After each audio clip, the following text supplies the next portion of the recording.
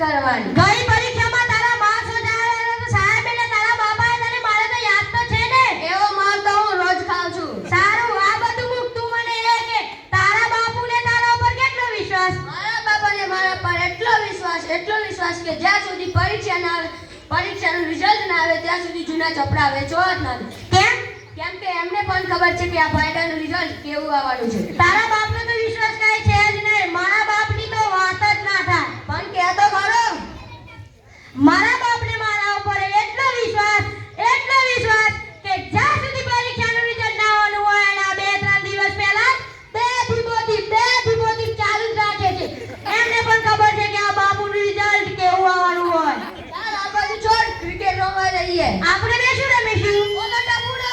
એ આખો દિવસ વાંચ્યા જ કરે છે. એને વાંચવાનું બંધ કરાવી દે છે. સારું ચાલ.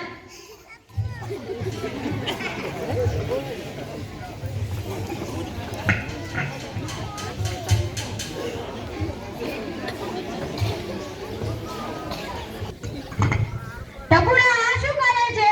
દેખાતું નથી, વાંચું છું. શું કામ? આ પરીક્ષા આવે છે એટલે તો વાંચું છું. એમાં થોડું વાંચવાનું હોય. મને ખબર તો છે કે મારા બાપાનો સ્વભાવ કેટલો ગુસ્સાવાળો છે. મારા